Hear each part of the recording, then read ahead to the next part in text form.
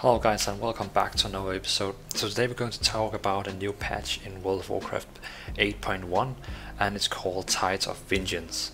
So it's going to be a new, you can say, patch with a lot of new things, and I'm trying to cover, I will do exactly like Ian from Blizzard did by himself, going through the slideshows and tell you exactly what we're going through. So if you haven't seen the live stream, I highly recommend to go in and see the live stream they made. But if you just want the straight on fact what we actually are going to get, you can just watch my movie and I will go through exactly the same thing, use the same slideshows, kind of stealing what he's made but just telling it in my way. So let's go through it. So the war campaign continues, and it will be continuing through new missions. So when you log in when 8.1 patches, you can log in, go to the ship, or where you normally get your main campaign from. I know for the Horde you get it from the ship in Zuldazar, and for the Alliance it's probably in the harbor in Crucible, or what the island is called.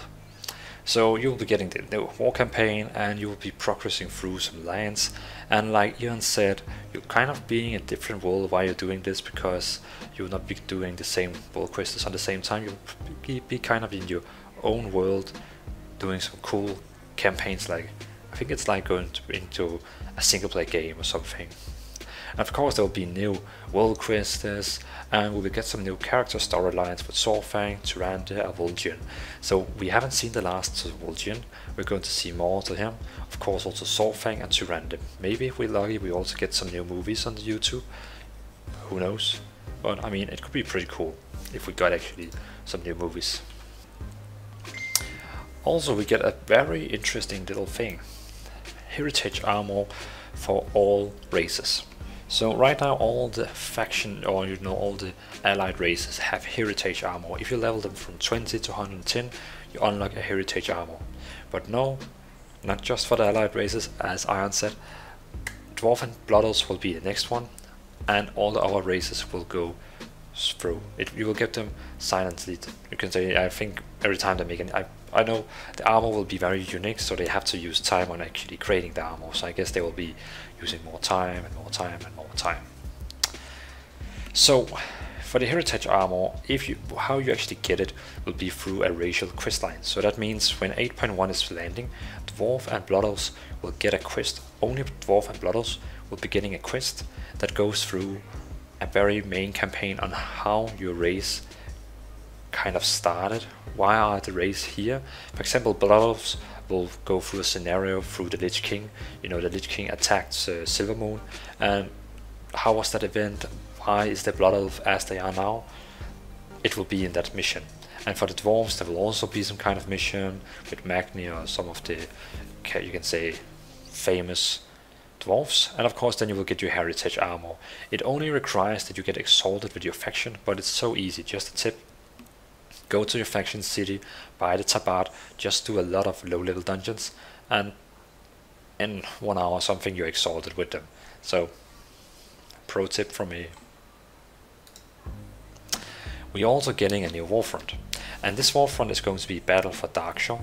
It's going to be Night Elves versus Forsaken, and we will get new structures, upgrades, and also Darkshore will be upgraded to max level content, so we can do rares and quests. So like now in Arity Highland we will get rares and quests we can do for high level.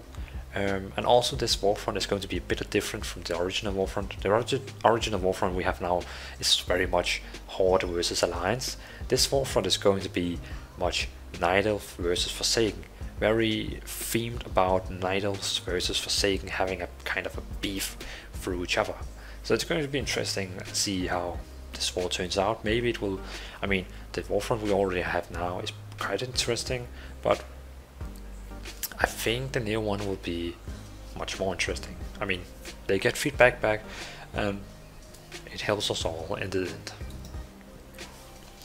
Also we're getting new islands. We're getting one in Durandal and in Heavenswood, or probably what they're called. And in those islands there will be new events, new enemies, and they will upgrade the system. The system updates include that you can there will be some new features. You know, right now we don't have that much you can do. I mean, you can sample Azeroth, you can do different stuff, but now it will actually contain that we can do different things. Something we can one of the island here is a city, so you can go into the city to trick some people. I think, if I heard correct, we will be able to actually get someone on our side, kind of trick them or pay them for being on our side. So it sounded like it's going to be fun. Now we're going into a city on an island and do some chaos. I mean, it sounds pretty interesting. We're also getting a new raid called Siege of Zuldazar. Yeah, war comes to Zandalar. So, as Iron said, while we thought about the blood trolls, so now we have killed, spoiler alert, we killed blood trolls in the new raid that is already out now, so I mean it cannot really be spoiler alert. But while we're killing all the blood trolls and Cahoon, what about the main conflict, Alliance versus Horde? Exactly. This raid here is going to have 6 bosses, but 3 for Alliance and 3 for the Horde. So the Alliance part, well, kind of spoiling now, but the Alliance part will be, they will go from the harbor with the ships, properly called Tira ships, and they will go, you can say, slow. They will go up through Zuldazar, up to the temple, into the temple, and inside the temple there will be a new big under the system underground. There will be a very big, as you can see the picture, there will be a kind of system down there that will be open, so Horde can also go around there when the patch release. So for the Alliance it is to attack the city and kill some the Horde bosses. So the Horde is going to come from the forest and defend it. So they can kind of defend it, and they will have some 3 different Alliance bosses. So that means Horde will have 3 bosses and Alliance will have 3 bosses. And now you're thinking, so if I play a Horde I cannot try the other bosses? No, you can ask the guards, how was this event, and how was this event, and what happened, and then the guards will actually show you what happened, but you will kind of play in another world. I think it's just like the time walk, so you kind of be teleported over to where the Alliance did, and you play an Alliance and the same. Yeah, kind of. And the slideshow it actually says 9 new bosses encounter, but I just heard Iron say there will be 3 Horde bosses, 3 Alliance bosses, so I guess there will be 3 bosses in total. That will be some kind for everyone. But I just heard he said that you can transfer from Horde to Alliance and actually play the other faction and play against 3 other bosses. So I guess everyone have 3 unique bosses, and then there will be 3 bosses down there for everyone, probably. But we're getting a new raid that will have a new theme. It will be Alliance versus Horde, and each faction will have their own raids, and of course you can try the other ones through time walking. It's not time walking, but it's kind of you asking the guards what to do. We also get a new raid called Crucibles of Storms, and it will have only 2 bosses, and we will go to uncover dark secrets beneath Stormsong. And so if you're playing Alliance, you probably already know now that we have some Naga problems in Stormsong, and if you're playing Horde you will be sitting and thinking, did we have Naga problems in Stormsong? And don't worry, it will they have created some kind of recap for Horde, so when Horde arrives to the raid they will know what have happened and kind of get some story about why this raid is here.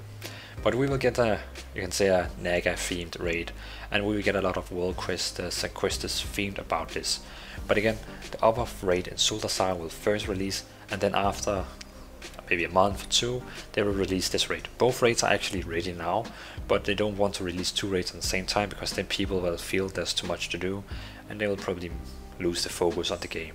So, but when we are ready for the raid, Blizzard will release number 2 raid. But again, it will only have 2 bosses, so it's a small encounter.